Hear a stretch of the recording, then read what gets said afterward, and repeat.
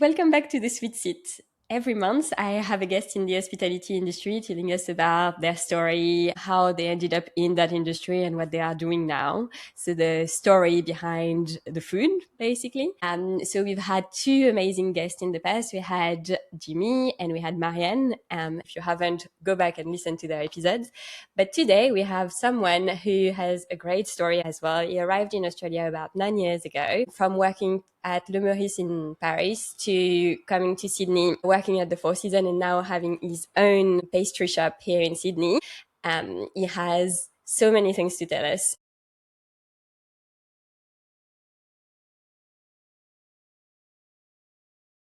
Welcome, Quentin. Thank you. We are really happy to have you on the podcast. So, can we start by can you Of tell me course, a yeah. bit more about you? Thanks for having me. Of course. So my name is Quentin. In English, you can say Quentin, up to you. I'm pastry chef. I started when I was 15. I'm 34 now. Yeah, so a long You time have ago. experience. Yeah, so I just arrived in Sydney about like around 10 years ago. Well, let's dig into that. But first, we'll start with our sweet treat for today. So, when I ask you what you like, you said basically anything without cheese. So, I could do whatever I wanted. So, I've made something I like and something I've done for like Christmas and birthdays and stuff like that. But inside, it's pistachio and raspberry. Okay, nice. So it is something I enjoy. But on your side, what actually impresses you in a dessert? It's hard to tell. I would usually look at the appearance first. And then after they taste good, if you have a real taste, I usually say to my customers, like if you have vanilla desserts and then you use a vanilla essence of not the real vanilla beans, obviously the taste will be different. But at the end of the day, you have a vanilla dessert, so it doesn't make sense. But some people they don't really see the difference. So for me, it's first the appearance because that's how you usually buy. But then after it's also the taste. And then after the taste is the textures. So it has to get different textures, not just creamy, crunchy, crispy, and all these things. Yeah. Okay. Well, on that, we're gonna try this one and Okay. see. Let's try. Same. Huh? Same. It's the same cake, just different colors. It's good. Huh? There is the crispiness at the bottom, but it's a bit hard to break. It's good. Is that I don't know if okay? you can see. I hear you. That's nice. Now that we have our cake and we've discussed that, let's dig into your story. So you started in Strasbourg in France. Can you tell us about how food came into your life, like how you started, what got you into the pastry direction? Yeah, I got this question very often. The only answer I can tell is my one of my uncle is a pastry chef. He used to have a cake shop in the past. Now he has another shop which is more biscuits, so dry cakes. I was just always impressed by all his creation whenever we were seeing each other, making something looking nice, tasty, shiny, and with different textures, with different colors, with basic ingredients. I was always impressed when I was very young. And in France, the way to become a chef is a bit different. You can obviously start when you are like around 15 before you go to high school. And I knew I wouldn't like to keep going in the school. I was just bored of sitting down the whole day, listening to the teacher. I just knew I wanted to do something with my hands. But I was a good student at school. Then I was thinking about this job, so I've done a few internship just to see if I like it. And obviously, when you do internship, it depends where you work. Some of the place they won't really treat you as a real member, and some of them they will show you everything, their passion, and that's why I found out like it depends where you work. It's not the job itself. It's for sure I knew I would like it, but it will also depends the place where I'm gonna be. Well, about places. So you worked at Le Meurice in Paris, so with Yeah. Cédric Grolet and Maxime Frédéric. What was your experience there? That was an incredible experience. But before that, I worked in Strasbourg because I'm from Strasbourg. So I worked there for about 5 years. I've done three different diplomas in the same pastry shop. Then after, yeah, I moved to Paris. So I got the chance to work there. I always say it's a chance because that was a chance at this time. But I didn't realize that when I joined the team. I left my family, I left my friends. I went to Paris, the city that I didn't know much, and working in a luxury hotel. I didn't know what was that. I never been It's in. a different world. It is. I never been in a Michelin restaurant before. We were working in the shop. There were like about maybe 6, 7 people, and then you go in a bigger kitchen with 20, 30 people. That's just crazy. And then the kitchen is massive, and it just impressed me the first time I went there for. So I've done 2 interviews How over there. old were you when you went there? 20. I was 20. Yeah. Yeah. So it's a big change coming Yeah. from Strasbourg going to Paris and not everywhere in Paris. That's, It's yeah. a Paris. It's Yeah. No, not. it's just like, that's why I always say it's a chance, but you have to make it happen. Yeah, if you are not doing what you need to do, Yeah. you never get that chance. So it's a Yeah. chance, but you need to make something out Yeah. of it. And then from Paris, you decided to come to Sydney. Exactly. Why did you decide to come here? It's a good question. The thing is, when I was in Paris, there was a few colleagues were talking about Australia. I wasn't much interested about going overseas. I never really traveled in my life at this time, so I wasn't really thinking about going out of Paris at this time, because Paris was, for me, was everything, was my life. I was working a lot. I love my job even more than when Yeah. I was there. But then some of the colleagues, they were talking about this topic because, about like 10 years ago, it was still quite easy to go overseas for the visa. I was young. Then I started getting interested by this subject. One of the members traveled a bit in Australia actually for a year. So she knew a little bit about everything. And then she told me one day, you have to think about going to Australia, because the mentality of people, the mindset, the lifestyle, that's something that would suit you. Because I'm a person like very calm, very patient. And when you work in Paris, everything is, It's not calm. it's not that. But then I really like it at this time. I was still young in Paris. And then I started thinking about it. And then after some time in Paris, you work a lot, and you I'm not saying you would feel bored, but at some point a bit, You because you wanted to give you try give a something lot. new. You're working a lot of hours. Maybe now that changed, but at my time it was it Okay, I'm was a not lot. sure. Yeah. Yeah. So I was like, okay, I need a change. Yeah. But the change again, it was another challenge. And so the same, when I left Strasbourg, I went to Paris. There was a challenge for me. I wanted to get a new challenge, but completely new. I knew I had a bit of experience, and I decided to. Suddenly, I took my flight tickets, and I said, "Okay, in 2 months I leave." So yeah, I left Paris. When in Australia, I couldn't speak English Yeah. at all. Really, like, people were asking me, "What's your name?" I was like, "What?" I didn't know.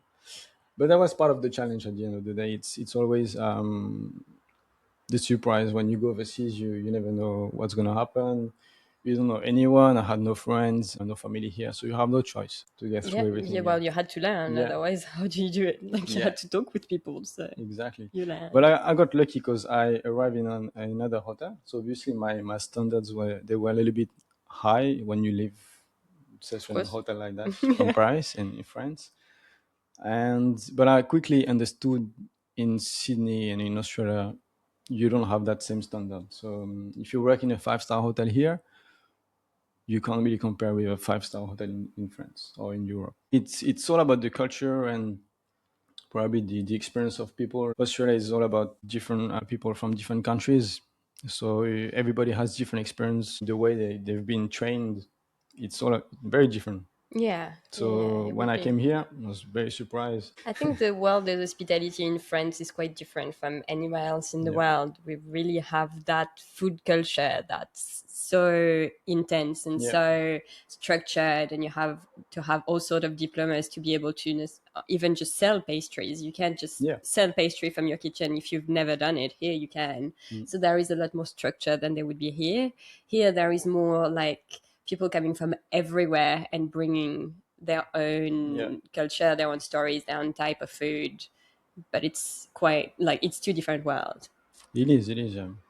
But in France, we're also saying about the savoir-faire, and this is all about it. Like in France, it's when you work, you give 100% of yourself. I don't know Mm. how to explain, but this is part of the education as well. Yeah. So the first few months you studied in a hotel as well. Yeah. Did you start straight away at the Four Seasons? Or? No. No. So you started in So another hotel. yeah, I went to Intercontinental Oh, yeah. in Sydney in the CBD, and I was very lucky at this time because there's two French guy working in the kitchen, and that's how I could slowly Learn. learn English because it was very hard at the beginning to Well, be able to speak, to be able to understand. And then after some time I moved to Four Seasons. But it was all about the visas and everything. Here it's a little bit It's always a complicated. process. It's hard to explain here, but it's a long process. So the changes you said were about the visa, but how did you build your career knowing that you were the head pastry chef of the first season? How did you end up from coming here and not even speaking English to becoming the head pastry chef in the Four Seasons, not any hotel? It's all about the opportunities, but also believing in yourself. Obviously, my goal wasn't to stay in the same kitchen, in the same hotel forever. And when I came in Australia, my goal was only to stay 1 year. Yeah, that was supposed to stay 6 months. You see. But when you go overseas, you don't know what's gonna happen. You don't No, you know, don't. like nothing is gonna be happening the way you're planning. Yep, definitely. And so you're basically driving your way and the way it comes. So I got opportunities to grow first in the first hotel I was, and then after I got opportunities about my visa with Four Seasons. Yeah. So I went there. It's all about opportunities, and here it's you have to take it. If you keep thinking, the time flies. Every visa has a limited date. Yep. So it expires after some time.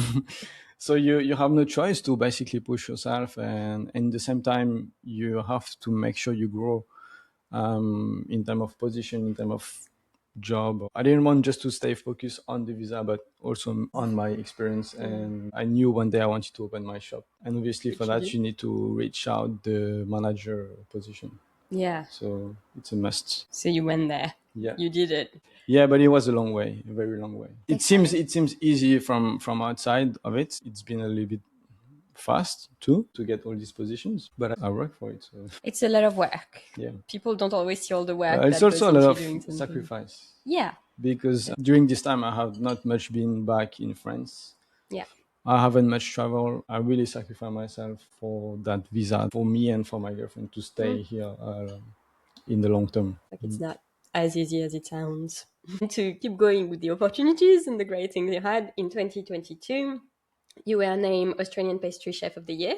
What did that mean to you? Like, did it change anything to you? So once again, it was an opportunity. I haven't asked for it. I wasn't looking for it. It came to me. Basically, the hotel could nominate some chefs of the staff to different sections. And so to start with, we had an interview. I had to make some visits for him, some special creations and everything. And I think it was a bit surprised that he met a French chef with so much passion, bringing his team in the front. Like I was always talking about the team, not only me, because obviously you can't be a chef without a team. And then so I went in France for holidays when it was the award. So I knew I was selected in the final, but I couldn't guess I would be. Awarded. And what happened is a great story. Is I was competing with other chefs in Sydney, and all these chefs used to be chef in kitchen, but not a pastry chef. Yeah. And they decided to create this award, so the pastry chef of the year and the chef of the year. So at this time they separate those two because I was one of the only one pastry chef nominating with chefs, and chefs and pastry chef is completely different. Yeah, it's So yeah, that definitely was that was a different work. surprise for me. Yeah, but I tried your cake. It's well deserved. You do amazing cake. I've tried Yeah. your Saint Honoré. So you spent years in one of Sydney's most prestigious hotel kitchen. What goes on behind the scene for the guests to enjoy their dessert? Like, what's the story behind that? Because it's never as easy as it sounds. The guests they order something, it arrives at the table, but there is so much more going Of on course, behind yeah, that. So yeah. what is it like? What is it like when you work in those kind of kitchens? So it depends, because some of the restaurants you might have open kitchen, so it's a bit different the Yeah. way they can a little bit see some piece of part going in the plates, so they sometimes they can guess, oh, this is my dessert coming up. But let's say if you have a hidden kitchen, there is different section usually. So it depends if it's for restaurant, if it's for banquets, if it's for room service. Everybody has work in different sections. But what I don't see is a whole organization. So the dessert comes into the plates or into the box, and it takes seconds to eat. But behind that, there is so many hours. Like you, I guess you spend so many hours, but you didn't say. A few, but I like it. So I'm happy Yeah, to but do that's it. that's why we like it. That's Yeah. why. So for us, the most beautiful compliment you can get is when the guests come to you and say, that was good, I love it, or whatever it is. But Yeah. some of the people, they don't really think about, they feel like, okay, I pay for it. That's what I want. That's what I'm expecting. That's it. But it's always so much for us. It's so much pleasure when a customer coming back to us and want to speak to the chef or wants to explain how was he feeling when he had the desserts, Yeah. or even give some advices. Or yeah, it's always a pleasure for us. Well, now you know, if you go to a restaurant or if you go to anywhere, tell the chefs what you think about Yes. like the dish you had or Yeah. the cake you had or anything you had. It They is. love that. It is, yeah. From working in hotels and working with people, well, for people and with people, you launched your own Yeah. pastry shop, but it's a different concept of what exists already in Sydney. So can you tell Exactly. us a Yeah. bit more about what you created first? Yeah. The story is a bit long, but first opening a shop was a dream, and obviously everybody has dreams, but you always think, okay, one day I'm gonna make it, one day I'm gonna make it, but you never do it. I was in the same situation, and I decided to think about first creating a logo, creating a story behind a name that shows the concept. But obviously I wanted to do something that doesn't exist here, because in Sydney I think there's a lack of good shops, good cake shops. There's very good cake shop, but compared to Europe, there's not much competition. It's different kind of cakes. It Like I is, had that yeah. experience a lot of time bringing French cake or making things and bringing it to friends, and they're like, "But that's not a cake," and I'm like, Yeah. "It is a cake. It's just not what we find here usually because that's not. Yeah. We know different things." Yeah, and then there's many people from different countries. Yeah, But the thing is, in France, for example, because you are from France, so we can compare. You have every corner of the street, you have a bakery, yeah. you have a cake shop everywhere. So if you don't like the croissants on the cake over there, you can just walk a few meters and you can You buy have the next others. one. About If, four bakery next to my parents, yeah, and we know which one we are going. you see, yeah, But walking distance, there is probably 5 minutes away. There is about yeah. four people who are not in France. And Literally, it's everywhere. that's the thing. And Sydney is actually a very large city. Everything is big, but you don't have much cake shop in every corners. No. So we don't really know if it's because of the culture or because of obviously the staff. So yeah, I've decided to create my shop, but to do something very unique around the concept. So like I said before, it's always good when a customer comes to the chef and say good feedbacks. And I wanted to be the one who actually serve the guests. Then I also need to make the cake. The idea was to create click and collect. So it's made by order. So I have a website. Everybody goes on the website. There's a selection of cakes, photos, descriptions, everything on there. And then you order your cake, you select the dates and the time of the pickup, and then the cake is ready from this time. Why I did that is, first, I can serve the guest, I can welcome, I can explain. The guest will also have sometimes some questions, so I'll be the best person to answer. And I can just make my day following the order. So if I know I have a few pickup at 10 a.m., another at 11, I can manage myself. Obviously, no one is always coming on time, but you can manage your You have an day. idea. Correct. And then, while if you are in a cake shop, you never know when the guest is coming. You never know.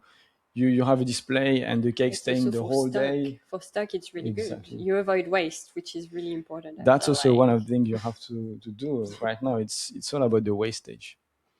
And if you produce cakes and then you have to throw, or I don't know, you just trying to combine things to do something else and then to minimize wastage, it doesn't make sense, and then you lose the quality. Yeah. But by making a cake by order, you're making fresh on the same day. It's fresh, it looks same as the photo, and that's all part of the experience. I feel like when you go to a restaurant or anywhere, you pay for something and then you really like it. If you go back the next time, you're expecting to have the same. If it's a little bit different, then you might be disappointed. So the main thing is controlling the consistency in the cake. For me, that was very important, and it doesn't really exist much in not only here but in general. Yeah, in Yes. general, it's not something that common. So the name is collection. Collection. Yeah. Collection with a Q. So I replaced the C with a Q. So because my name is Quentin, the name means the concept. So collection is a collection of cakes, and obviously I have some signature collections. So let's say you spoke about the Centenaire, which is my signature cakes since the beginning, since a few years actually, even before I was in Four Seasons. It was always been my The favorite. Centenary. And so I have the vanilla flavor, which is the classic one, and I have different flavors. So that's a collection of Centenaire, and I do the same for every cakes, and I do that for every season. So following my I don't know, the way I want to bring something new on the website. If I have two cakes with raspberries inside, I will maybe try to avoid bringing another cake from another collection of raspberry. But I can actually bring new cakes quite easily, and I try to bring something new at least every month. Could be an upgrade of size if I have people asking for individual sizes, or I don't know, bigger sizes, and it's not available, then I'm going to work out on it. And it's always very important to be different from others, not only copy and paste. That You, experience you have it from the time you order yeah, to the end when you pick it up from me, and then also the packaging. I have a very you luxury. have a really cool packaging. Yes, for me, it's part of it. Like, when you buy a ring, and then we'll never give you the ring like this. It's That always would be, yeah, yeah. it's always in a nice box, a nice bag, and that give value to what you purchase. And usually, when you buy cakes, it's because you want to enjoy something. You want to It's a celebration. celebration, could be just for fun, could be for birthday or anniversary. And for me, it's when you go to your friend's place or anyone, like, you have this beautiful box, and you have this pleasure to open the box on the table, not just putting the cake in a plate. And that makes a difference. Yeah. So it's more like as a gift, like you purchase something that no one has. So that was my goal. You also have a really specific style for your cakes. The Saint Honoré are Saint Yeah. Honoré, but for the other ones as well, you have your own style. Like we can recognize that it's your cakes when Yeah. we see them. It's not just like anywhere. As you said before, you wanted to have your own thing, create something new, and create your style. So it's really good. And you did really well. And it's been working really well since you opened. I've seen it in the French community. So many people are like, we have to have that cake. I'm like, oh yeah, I know him. You've been everywhere. But at the beginning, like, when you open That a is a start. business, it's important to mention that it's not easy to open a business. Like, because from outside, people might imagine, like, okay, he just opened a shop and he became successful, or he's selling a cake every day, or it's never easy. Like, when I started to open the shop, obviously nothing was really like set up. There was no signage. You couldn't guess there was a cake shop at the corner of the street where it's located. And step by step, I had to put photos, stickers, signage. Make it visible. Yes, exactly. And it's pretty hard. Like, I started, like, I was literally making 5 cakes a week, maybe. But very quickly it became very popular. But at the beginning, Yeah. I was bored. Was there anything that surprised you while opening? Like anything you didn't expect? Things, like I said, never go the way you think. If you think you open a business and it's going to be successful, it will not be successful straight. If you think you open a business and this is the right place, this is not the right place. You always need to start from somewhere, but make sure you go around all the issue you meet. It's Having a business it's a challenge every day. I agree. It's not only making cake, and there's a lot of things like no one can see behind. Yeah, you are learning about all things you were not doing before. The marketing, you didn't have to do that before. Yeah. Being seen, you didn't have to do it Accounting before. and all these things. Accounting, oh, Yeah, that's always fun. emails. Like, I was having emails obviously before, but not straight with the customers. So you Yeah, have it's to not the deal same. with weddings and all these things. So it's Client never easy. relationship is also something you have to learn about it. Yeah, but I like it. Honestly, that's why I wanted to be in front of the customers. And sometimes they're coming in the shop. They're like, "Who is Quentin?" I'm like, "This is me." They're like, "Oh, wow." That's me. I'm here. Yeah, and then they don't really know because I'm not wearing a chef jacket. Yeah.